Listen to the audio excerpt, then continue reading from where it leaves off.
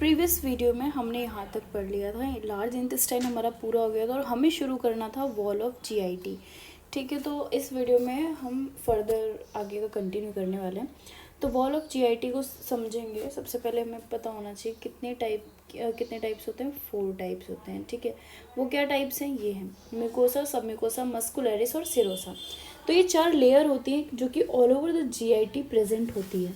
ठीक है, म्यूकोसा क्या है? सबसे इनर मोस्ट लेयर है। सब म्यूकोसा जस्ट उसके नीचे, मस्कुलरिस सब म्यूकोसा के नीचे, और फिर उसके बाद आता है सिरोसा। ठीक है, मस्कुलरिस में भी यहाँ पे आपको 2 देखने को मिल रहे हैं। ठीक है, इसके बारे में भी हम फर्दर डिस्कस करेंगे आगे। तो सबसे पहले हम डिस्कस करेंगे म्यूकोसा। जो म्यूकोसल लेयर है उसके बारे में हम डिस्कस करेंगे इधर। तो ये क्या है? ये है हमारा म्यूकोजनल एपिथेलियम। ठीक है, इसके बीच में प्रेजेंट होता है ये लेमिना, इसको हम बोलते हैं लेमिना प्रोपेरिया। उसके बाद लेमिना प्रोपेरिया में यहाँ पे ये जो डॉट्स देख रहे हो ये है हमारे माल्ट सेल। ठीक है, MALT MALT cell. MALT cell की फुल फॉर्म क्या है? Mucosa associated lymphatic tubercles. तो ये सेल्स कहाँ प्रेजेंट होती है? लेमिना प्रोपेरिया में। उसके बाद ये जो है हमारी नीचे की लेयर, इसको बोलेंगे हम, ये वाली जो लेयर है ये हमारी है म्यूकोसा मस्कुलरिस। तो बेसिकली यहाँ पे 3 चीज़ें हमने डिस्कस की हैं इसमें, कि जो सबसे अपर मोस्ट देखने को मिल रहा है म्यूकोसा, उसे हम बोलते हैं म्यूकोजल एपिथेलियम। बीच में प्रेजेंट है लेमिना प्रोपेरिया, और लेमिना प्रोपेरिया के बीच में आता है हमारा MALT cell is mucosa associated lymphatic tubercle cells. ठीक है, और उसके बाद जो सबसे लास्ट वाली है इसको बोलेंगे म्यूकोसा मस्कुलरिस। फिर यहाँ से फर्दर कौन सी आती है? हमारी सब म्यूकोसा आती है। ठीक है, तो अब नेक्स्ट इज हमारा सब म्यूकोसा। अब सब म्यूकोसा की लेयर यहाँ से स्टार्ट होती है। यहाँ पे आपको देखने को मिल रहा है कि यहाँ पे बहुत सारे क्या प्रेजेंट है? नर्व्स प्रेजेंट हैं। ठीक है, तो बहुत सारे नर्व्स मिलके क्या बनाते हैं? एक म्यूकोजल प्लेक्सस बनाती हैं, सब म्यूकोजल प्लेक्सस, जिसको हम मिशनर्स प्लेक्सस के नाम से भी जानते हैं। ठीक है, ये जो है हमारी, ये क्या है? सब म्यूकोसा है। दिस इज ऑल ओवर सब म्यूकोसा। ठीक है, यहाँ पे ये जो प्रेजेंट है, ये जो इस तरीके से बल्ज आउट टाइप देखने को मिल रहा है, ये है हमारा सब म्यूकोजल ग्लैंड। और सब म्यूकोजल ग्लैंड्स में भी यहाँ पे जो नर्व की सप्लाई हो रखी है, ये जो इनमें नर्व की सप्लाई है, ये सारे मिलके क्या बना रहे हैं? एक नर्व प्लेक्सस बना रहे हैं। ठीक है, जिसको हम क्या बोलते हैं? सब म्यूकोजल प्लेक्सस। तो यहाँ पे एक इम्पॉर्टेंट नोट है कि सबसे पहले nerve supply and blood supply कहाँ देखने को मिलती है? सब म्यूकोसा में देखने मिलती है। तो नर्व सप्लाई और ब्लड सप्लाई मिलके क्या बना रहा था? हमारा मिशनर्स प्लेक्सस। तो ये एग्जाम में पूछा गया है, ये बहुत इंपॉर्टेंट पॉइंट है। तो अगर पूछा जाए कि मिशनर्स प्लेक्सस आपको कहाँ देखने को मिलता है, तो कहाँ देखने को मिलता है? सब म्यूकोसा में।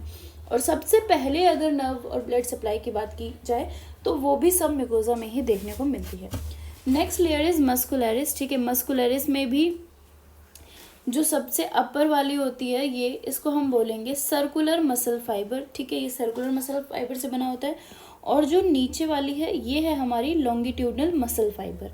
ठीक है, अब इन दोनों के बीच में यहाँ पे क्या देखने को मिल रहा है? नर्व प्लेक्सस देखने को मिल रहा है।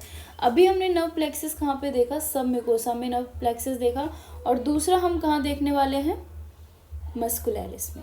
ठीक है, तो सब म्यूकोसा का जो प्लेक्सस है वो है मिशनर्स प्लेक्सस, और जो मस्कुलरिस का है उसको हम बोलते हैं माइंट्रिक प्लेक्सस या फिर ऑर्बट्स प्लेक्सस, हम ये भी बोलते हैं। ठीक है, अब ये क्या काम करता है? तो ऑर्बट्स प्लेक्सस जो है वो रिस्पॉन्सिबल होता है किस चीज़ के लिए? पेरिस्टालिसिस के लिए। तो ये जो वॉल ऑफ जीआईटी है, ठीक है, यहाँ पे क्या प्रेजेंट है? हम लेयर्स प्रेजेंट हैं। ठीक है, ऑल ओवर हेयर। तो ये पेरिस्टालिटिक मूवमेंट जो करवाता है, ये इसके लिए रिस्पॉन्सिबल कौन होता है?